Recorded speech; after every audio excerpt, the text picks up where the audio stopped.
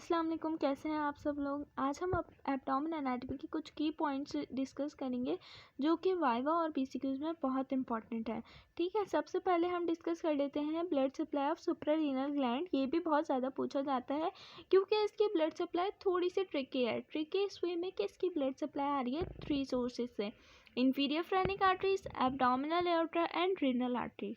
ठीक है, सबसे पहले inferior phrenic arteries. Inferior phrenic arteries वो आर्टरीज होती हैं जो कि लोअर सरफेस ऑफ डायाफ्राम को सप्लाई करती हैं। ये हमारा डायाफ्राम है, इसकी लोअर सरफेस है। ठीक है, ये बिल्कुल रेट्रोपेरिटोनियल से दिखा रही हूँ मैं आपको, रेट्रोपेरिटोनियल स्पेस में दिखा रही हूँ जहाँ पे सारे ऑर्गन्स रिमूव कर दिए गए हैं। राइट पे ही हमारे पास इंफीरियर वेना केवा, लेफ्ट पे ओटा और बिल्कुल रेट्रोपेरिटोनियल ऑर्गन हमारी किडनीज यहाँ पे पड़ी हुई है। तो सबसे क्लोज जो है वो सुप्रारीनल ग्लैंड है इन आर्टरीज से। जब ये आर्टरीज इधर सप्लाई करने जा रही हैं तो ये इस बेचारे ग्लैंड को भी साथ ही सप्लाई कर देंगे। देन हमारे पास है एब्डोमिनल एओर्टा। आप देखिए एब्डोमिनल एओर्टा कितना क्लोज है सुप्रारीनल ग्लैंड से, तो ये यहाँ पे इसको भी सप्लाई कर देगा। एब्डोमिनल एओर्टा से कुछ डायरेक्ट ब्रांचेस आएंगी जो कि सुप्रारीनल ग्लैंड को सप्लाई करेंगी। देन एब्डोमिनल एओर्टा यहाँ पे एक ब्रांच दे रहा है, that's called renal artery. Renal artery से भी कुछ ब्रांचेस जाएंगी और सुप्रारीनल ग्लैंड को सप्लाई कर देंगी। ठीक है, इंफीरियर फ्रेनिक आर्टरी से जो आने वाली ब्रांचेस हैं वो सुपीरियर पोल को सप्लाई करेंगी, मिडिल पार्ट को सप्लाई करेंगी एब्डोमिनल एओर्टा से आने वाली ब्रांचेस।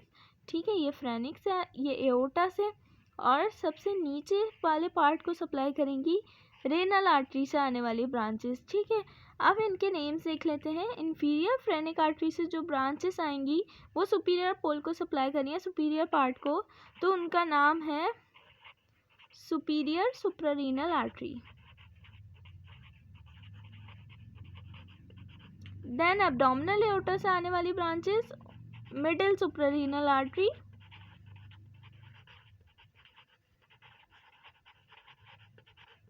रेनल आर्टरी से आने वाली branches inferior suprarenal artery. I hope ये अंडरस्टैंड होगा। चलिए नेक्स्ट पॉइंट की तरफ चलते। Next we discuss about the cremasteric reflex. I hope कि मुझे इसको डीपली डिस्क्राइब करने की ज़रूरत नहीं है। क्रीमेस्टेरिक रिफ्लेक्स क्या होता है कि in response to any temperature change or the touch stimulus on the medial side of the thigh in male, the testes are pulled up. That is the cremasteric reflex. Cremasteric reflex का दो arms होते हैं जो कि मतलब उसकी sensations, एक sensation जो है वो लेकर जाते हैं, एक जो है वो लेकर जाते हैं, सॉरी लेकर आती है, और एक जो है वो लेकर जाती है एफरेंट लिम्ब, एफरेंट लिम्ब और ईफ्रेंट लिम्ब। ईफ्रेंट जो है वो लेकर आती है और एफरेंट जो है वो लेकर जाती है। ईफ्रेंट मतलब एग्जिट हो रही है, एग्जिट हो रही है कहाँ से? ब्रेन से, ब्रेन से एग्जिट हो रही है और इसमें नर्व में एंटर हो रही है। ठीक है, और एफरेंट ये आ रही है, सॉरी एफरेंट ले जा रही है और ईफ्रेंट जो है वो ला रही है। अब दो लिम्स हो गए इसके। बेसिकली लिम्स जो होते हैं ना, वो लिम्स जो है वो ये नर्व की ब्रांचेस हैं। क्रीमेस्टेरिक रिफ्लेक्स बेसिकली किसकी रिस्पॉन्सिबिलिटी है, किस नर्व की रिस्पॉन्सिबिलिटी है? ये जेनाइटोफेमोरल नर्व, लंबर प्लेक्सस की ब्रांच है, उसकी रिस्पॉन्सिबिलिटी है ये रिफ्लेक्स कैरी करवाना। इसके नाम से ही जाहिर है कि इसकी दो ब्रांचेस हैं, एक genito and then femoral. Genital branch जो है वो एक्ट करती है as a efferent limb,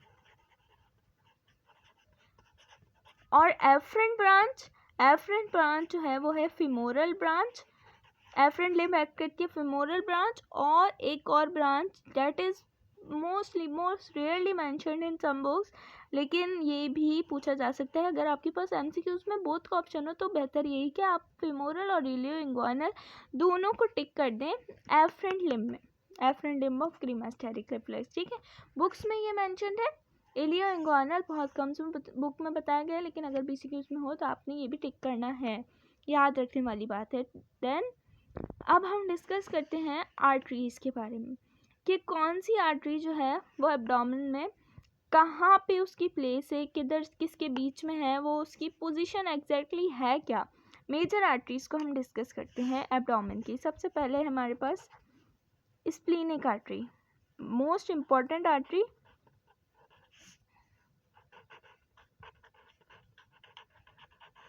splenic artery, gastroduodenal,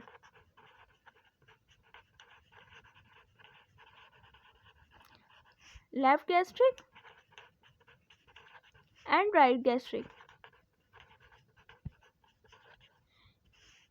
और लेफ्ट गैस्ट्रो एपिप्लॉइक आर्टरी। इसको हम कैसे भूल सकते हैं, लेफ्ट गैस्ट्रो एपिप्लॉइक। ठीक है, अब डिस्कस करते हैं स्प्लीनिक आर्टरी। ये बहुत इंपॉर्टेंट आर्टरी है। अगर कहीं आपसे डिस्कस हो रहा हो अपर बॉर्डर ऑफ पैनक्रियास का, या बहुत सारे ट्विग्स वाली, मतलब बहुत सारे टर्न वाली टॉर्शियस आर्टरी का जिक्र हो रहा है एब्डोमेन में, दैट इज स्प्लीनिक आर्टरी। अगर ये वर्ड्स यूज हो जाएं, टॉर्शियस या अपर बॉर्डर ऑफ पैनक्रियास, तो आपने आंखें बंद करके स्प्लीनिक को टिक कर देना है आर्टरी पे। ठीक है, अब स्प्लीनिक आर्टरी के कहाँ पे इसकी पोजीशन है, कहाँ, लिगामेंट है हमारे पास, लीनो-रीनल लिगामेंट, लीनो-रीनल लिगामेंट। गैस्ट्रोड्यूडिनल आर्टरी की पोजीशन क्या है, between duodenum and head of pancreas. Mostly हमारे पास जो है tumours of head of pancreas होते हैं, duodenum and head of pancreas. जब कभी हेड ऑफ पैनक्रियास का ट्यूमर होता है तो हेड ऑफ पैनक्रियास लार्ज हो जाता है साइज में due to abdominal side growth. तो उसकी वजह से क्या होता है, ड्यूडिनम और इसके पैनक्रियास के बीच में यह आर्टरी फंसी हुई है। जब हेड ऑफ पैनक्रियास एक्सपेंड होना शुरू होगा, ये देखिए ये हेड ऑफ पैनक्रियास है, ये बीच में आर्टरी जा रही है और यहाँ पे हमारा ड्यूडिनम है। तो जब हेड ऑफ पैनक्रियास इनलार्ज होगा साइज में, तो वो ड्यूडिनम की सरफेस पे इस आर्टरी को कंप्रेस कर देगा। ठीक है, ये भी एक क्लिनिकल है, ये भी बीसीक्यू में पूछा जाता है कि tumour of head of pancreas है तो इस जगह पे स्कीमिया हो रहा है, तो फिर कौन सी आर्टरी ब्लॉक्ड है या किस आर्टरी पे इफेक्ट होगा tumour of head of pancreas का, ये भी याद रखना है। ठीक है, लेफ्ट गैस्ट्रिक आर्टरी तो आपने टिक कर देना है लेसर ओमेंटम में हमें मिलती है left gastric artery. Right gastric artery भी लेसर ओमेंटम है। दोनों gastric arteries lesser omentum basically वही लिगामेंट्स होते हैं जो कि attach to the surface of stomach होते हैं, स्टमक से रिलेटेड होते हैं, तो गैस्ट्रिक आर्टरीज भी ऑब्वियसली उनमें ही होनी है। लेफ्ट गैस्ट्रो एपिप्लॉइक आर्टरी, ये है लीनो गैस्ट्रिक लिगामेंट। बेसिकली जहाँ भी लीनो का वर्ड यूज हो रहा है ना, that is related to spleen. Lienorenal ligament is the ligament pathway between the kidney and spleen, in which the vessels, nerves and different lymphatics pass between both organs, and lienogastric ligament is between the stomach and the spleen. चले moving towards our next point, that is कौन सी जो fold या कौन सा जो ligament है वो किसका रिमेनेंट है, मतलब वो फीटल लाइफ में हमारे पास उसका क्या था और वो अडल्ट लाइफ में आके किस चीज़ में ट्रांसफॉर्म हो गया है, ये देखते हैं। सबसे पहले हमारे पास है लेटरल अम्बिलिकल फोल्ड।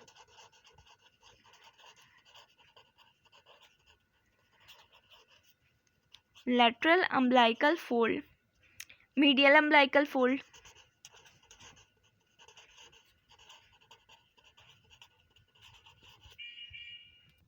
चलिए मैंने जल्दी से लिख लिया ताकि आपका टाइम वेस्ट ना हो।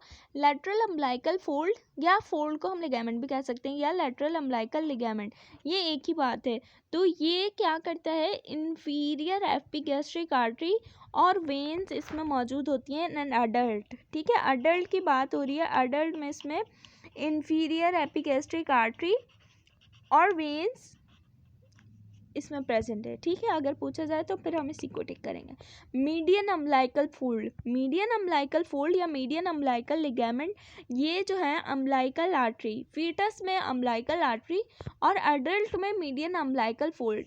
Just mark the difference between the medial and median umbilical, क्योंकि हमारे पास एक मीडियन भी है, ठीक है। मीडियल अम्बिलिकल फोल्ड ये हमारे पास अम्बिलिकल आर्टरी का रिमेनेंट है, umbilical artery in the foetus, ठीक है। Median umbilical fold, median umbilical fold या median umbilical ligament is the fibrous remnant of urachus. Urachus क्या है? Basically urachus is the pathway between the urinary bladder and that is connected to the allantois through our umbilicus. तो ये जब adult life में ये हमारा जो है परसिस्टेंस नहीं होता तो ये यूरेकस ट्रांसफॉर्म हो जाता है मीडियन अम्बिलिकल फोल्ड में।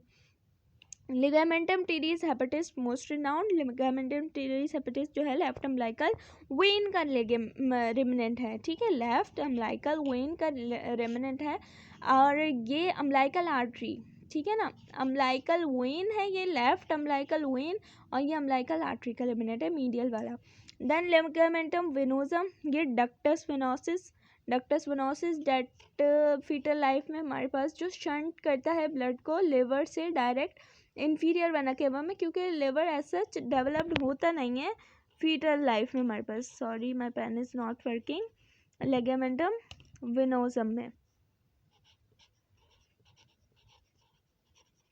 Moving towards next. चलिए अब हम पेरिटोनियल लिगामेंट्स के कंटेंट्स को डिस्कस करते हैं। इंपॉर्टेंट लिगामेंट्स, फाल्सिफॉर्म लिगामेंट का free margin of falciform ligament, ये इसके अंदर कौन से कंटेंट्स होते हैं? इसके अंदर हमारे पास है paraumbilical veins and ligamentum teres hepatis. Ligamentum teres hepatis अभी मैंने आपको पहले बताया, ये किसका? अम्बिलिकल वेन का रेमिनेंट है। तो ये अम्बिलिकस से हमारे पास दोनों साइड से फोल्ड होता हुआ ऐसे करके स्प्रेड हो जाता है, फाल्सिफॉर्म लिगामेंट स्प्रेड होता है लिवर पे। तो लिवर पे जब ये अम्बिलिकस से भी जा रहा है तो ligamentum teres moving from the umbilicus to the liver ना, तो यहाँ से ये इसके साथ इसका कंटेंट बन के इसके साथ जाएगा। और पैरा अम्बिलिकल वेन्स ये भी अम्बिलिकस से जा रही है तो जाहिर सी बात है ये भी इसका कंटेंट होंगी। Then lienorenal ligament, lieno means spleen और रीनल मीन्स किडनी। इन दोनों के दरमियान जो भी वेसल्स क्रॉस होनी है वो इस लिगामेंट के थ्रू ही जाएंगी। तो सबसे पहले है स्प्लीनिक वेसल्स और हाँ most important tail of pancreas का छोटा सा पोर्शन भी इस लिगामेंट का पार्ट होता है। जब आप एम्ब्रियोनिक डेवलपमेंट के फिगर्स देखेंगे ना, अगर आप कोई भी बुक पढ़ें, लैंगमैन पढ़ें, तो आप उसमें देखेंगे ना तो टेल ऑफ पैनक्रियास का स्मॉल पोर्शन बिल्कुल स्प्लीन के हैलम तक टच हो रहा है, तो वहाँ से ही इस लिगामेंट के ओरिजिन है। तो टेल ऑफ पैनक्रियास का स्मॉल पोर्शन इस लिगामेंट का कंटेंट बनता है। लीनोगैस्ट्रिक लिगामेंट क्या है? इसमें जो है lienogastric between the stomach and the spleen, इसकी कंटेंट जो है वो है लेफ्ट गैस्ट्रो एपिप्लॉइक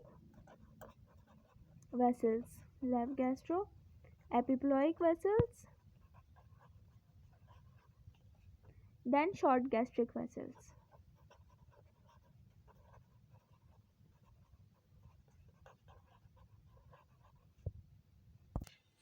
देन हमारे पास है gastrophrenic ligament between the stomach and the diaphragm. Basically ये पेरिटोनियल लिगामेंट है नहीं, ये है ग्रेटर ओमेंटम का एक पोर्शन है जो कि greater curvature of the stomach को कनेक्ट कर रहा है lower portion of the diaphragm, ठीक है। ग्रेटर कर्वेचर ऑफ स्टमक, ये हमारे पास ग्रेटर कर्वेचर ऑफ स्टमक है और ये इंफीरियर सरफेस ऑफ डायाफ्राम है।